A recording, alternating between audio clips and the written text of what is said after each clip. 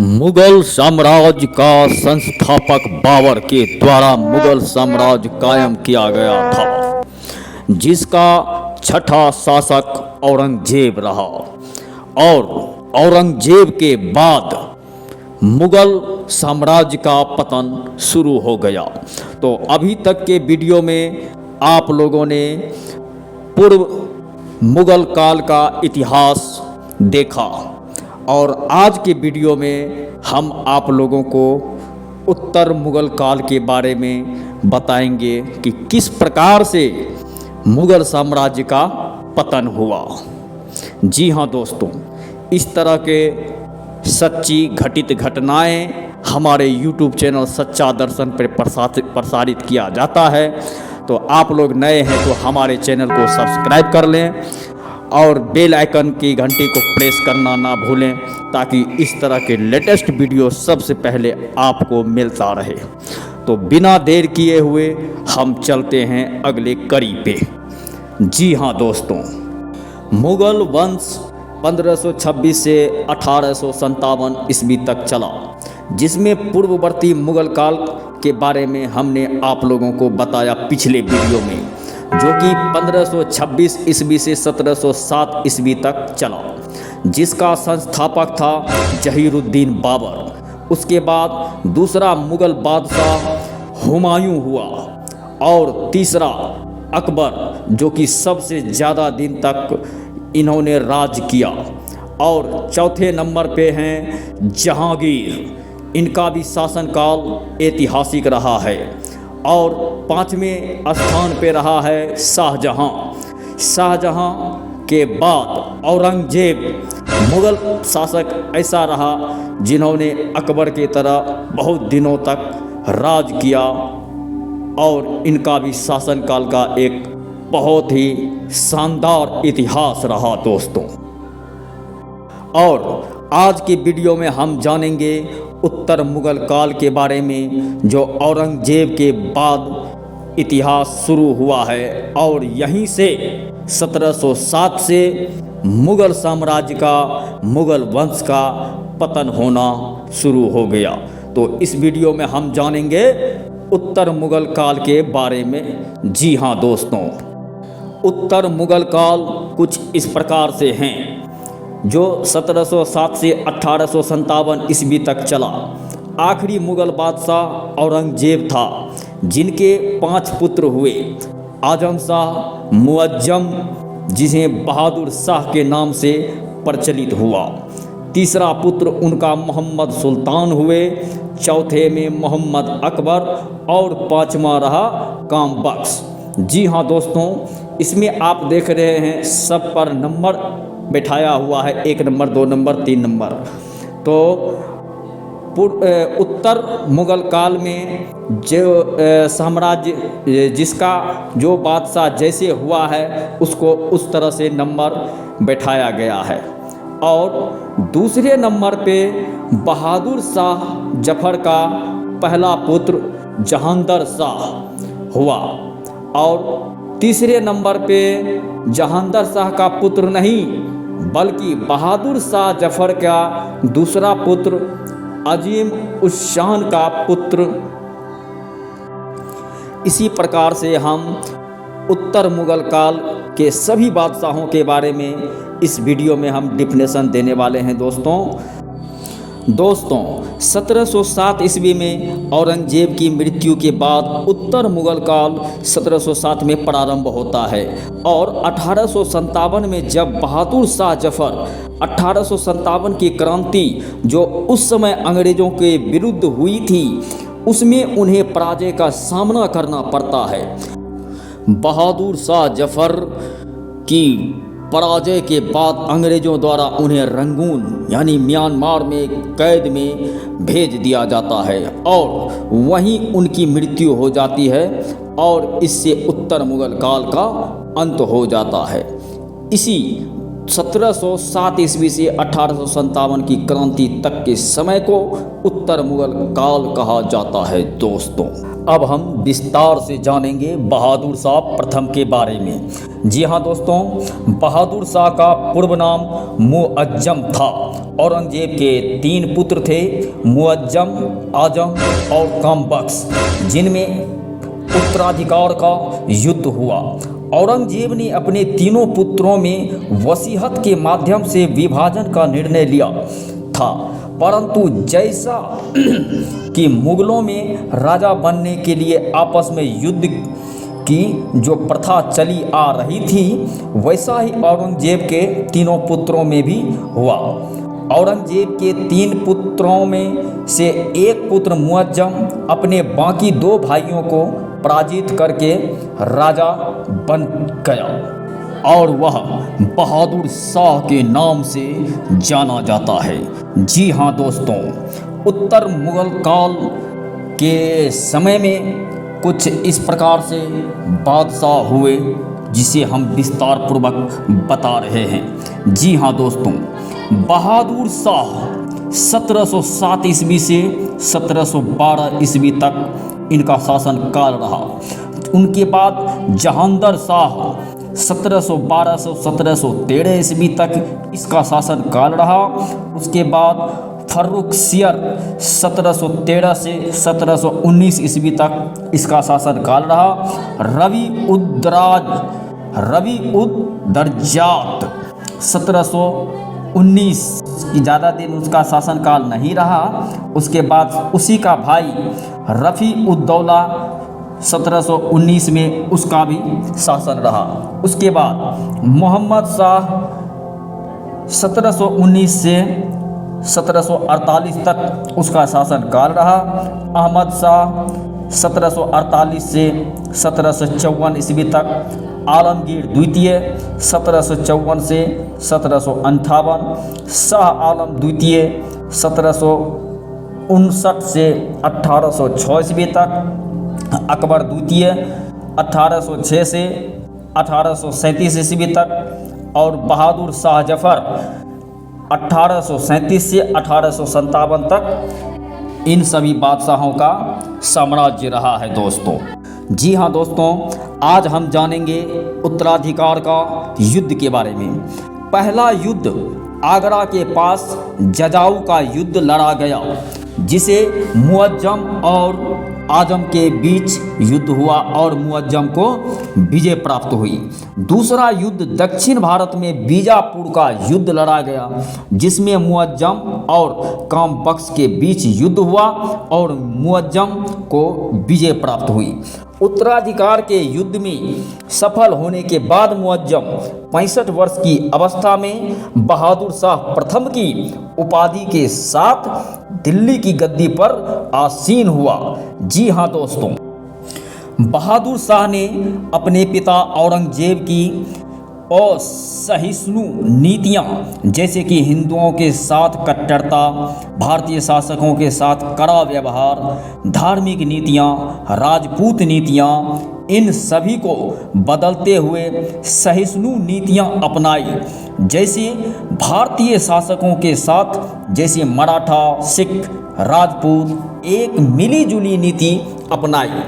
बहादुर शाह ने मराठों और राजपूतों के प्रति मैत्रीपूर्ण नीति अपनाई।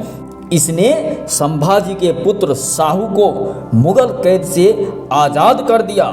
जी हाँ दोस्तों, इतिहासकार शफी खां के अनुसार बादशाह राजकीय कार्यों में इतना लापरवाह था कि लोग उसे शाह ए बेखबर कहने लगे।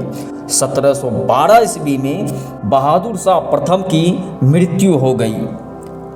1712 ईस्वी में बहादुर शाह प्रथम की मृत्यु हो गई है और उसका पुत्र जहांगीर शाह अगला शासक बनता है। जी हाँ दोस्तों, अब ये जहांगीर शाह का जो शासन काल था दोस्तों, वह 1712 ईस्वी से 1713 ईस्वी तक ही चला। बहादुर शाह के 4 पुत्र थे और उन चारों पुत्रों में भी उत्तराधिकार का युद्ध हुआ। उस समय एक शक्तिशाली सामंत था जिसका नाम जुल्फिकार खान था। उसने जहांगीर शाह का साथ दिया, अब जिसके कारण बाकी तीनों भाइयों को हराते हुए सबसे कमजोर पुत्र ही शासक बन जाता है और इसे लंपट मूर्ख भी कहा जाता है। शासक बनते ही जहांगीर शाह ने जुल्फिकार खान को वजीर का पद प्रदान किया और वजीर बनने के बाद वास्तविक सत्ता जुल्फिकार खान ही चलाने लग जाता है।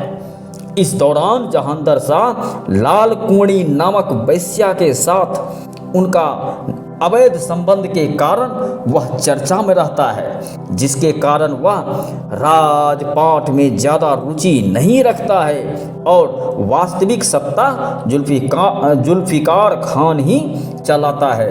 जी हाँ दोस्तों, ये गद्दी की लड़ाई इस प्रकार से था कि सैयद बंधु हुसैन अली खान और अब्दुल्ला खान फर्रुखसियर के साथ मिलकर जहांगीर शाह की हत्या करवा दी और अगला शासक फर्रुखसियर बना। जी हाँ दोस्तों, फर्रुखसियर जिसका शासनकाल 1713 ईस्वी से 1719 ईस्वी तक इन्होंने राज किया। इसको शासक बनाने में सबसे पहला सहयोग सैयद बंधुओं का होता है, जो अवध क्षेत्र के दो मुसलमान भाई अब्दुल्ला खान और हुसैन खान थे, जिनके पास वजीर समान शक्ति थी अर्थात सैन्य शक्ति थी, जिसके सहयोग के कारण फर्रुखसियर सत्ता प्राप्त करता है। इसे घृणित कायर के नाम से भी जाना जाता है। हाँ जी दोस्तों, घृणित कायर के नाम से फर्रुखसियर को ही जाना जाता है। फर्रुखसियर ने सैयद बंधुओं में से अब्दुल्ला खान को वजीर और हुसैन अली को मीर बख्शी नियुक्त किया। सैयद बंधुओं को मध्यकालीन भारतीय इतिहास में शासक निर्माता किंग मेकर के रूप में भी जाना जाता है। फर्रुखसियर के शासनकाल में सिखों के नेता बंदा बहादुर को पकड़कर 1716 ईस्वी में उसका वध कर दिया गया। फर्रुखसियर एक असाध्य रोग से पीड़ित था, जिसका उपचार अंग्रेजी सर्जन विलियम हैमिल्टन ने किया था। फर्रुखसियर ने 1717 ईस्वी में ब्रिटिश ईस्ट इंडिया कंपनी की बहुत सारी व्यापारिक रियायतें प्रदान की। 1717 में अंग्रेजों को फर्रुखसियर ने शाही फरमान दिया था और इसे अंग्रेजी कंपनी के लिए मैग्ना कार्टा कहा गया।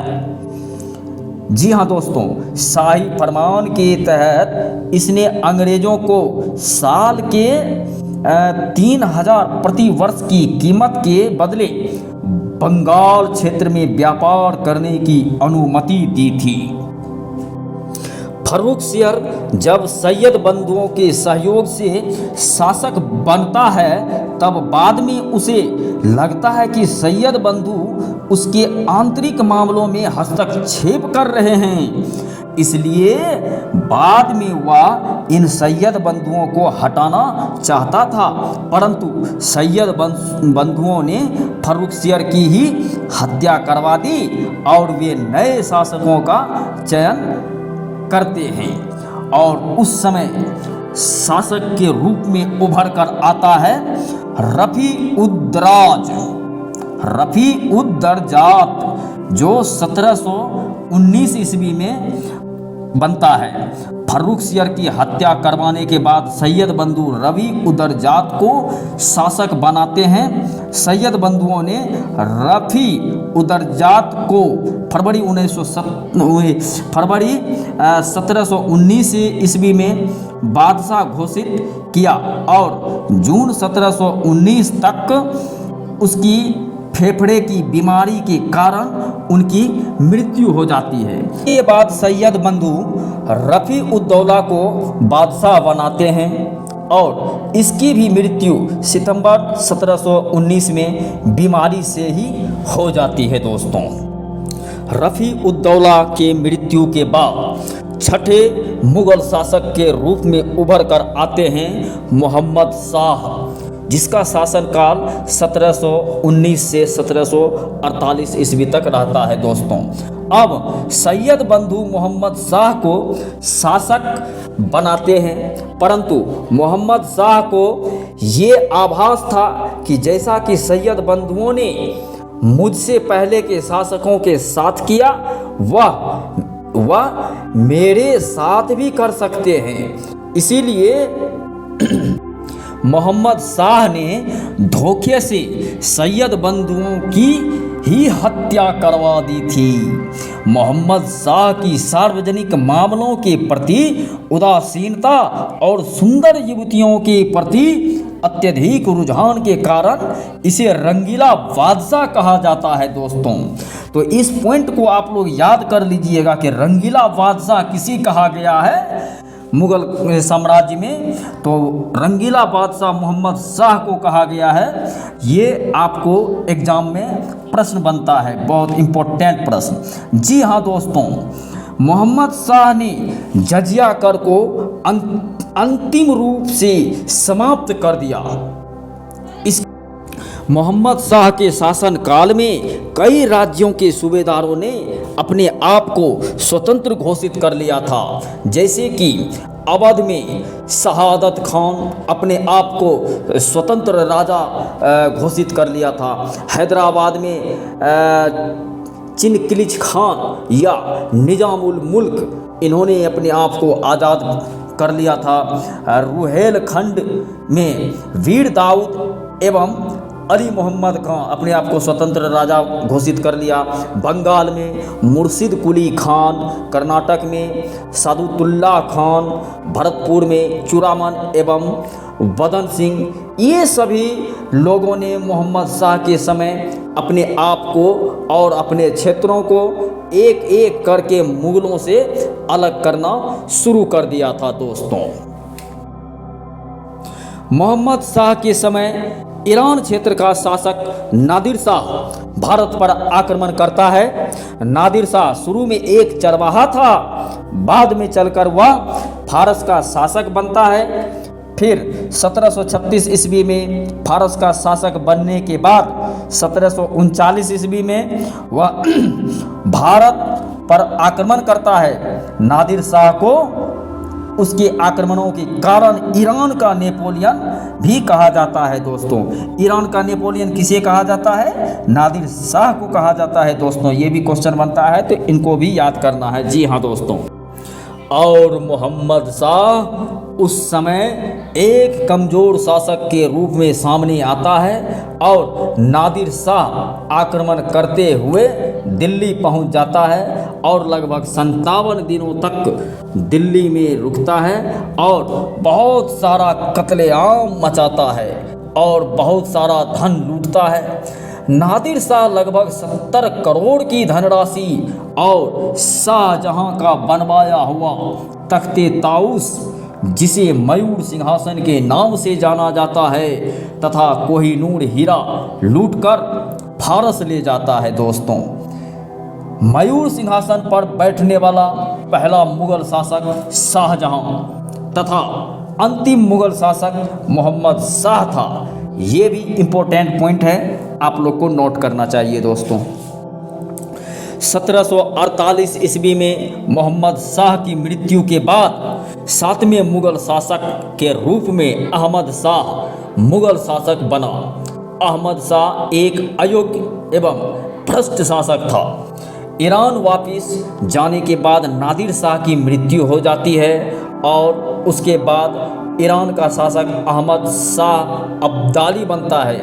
अहमद शाह अब्दाली भी नादिर शाह के कार्यों से प्रेरित होता है और वह भारत पर 7 बार आक्रमण करता है और वह अपना पहला आक्रमण 1748 ईस्वी में मुगल शासक अहमद शाह के समय करता है। जी हाँ दोस्तों, इसकी लूट का आलम यह था कि पंजाबी में एक कहावत मशहूर हो गई थी कि खादा पिता लादेदा, खादा पिता लाहेदा रहंदा अहमद शाहेदा, अर्थात जो खा लिया पी लिया और तन को लग गया, वो ही अपना है, बाकी तो अहमद शाह लूट कर ले जाएगा। अहमद शाह का शासनकाल 1748 ईस्वी से 1754 ईस्वी तक रहा है दोस्तों।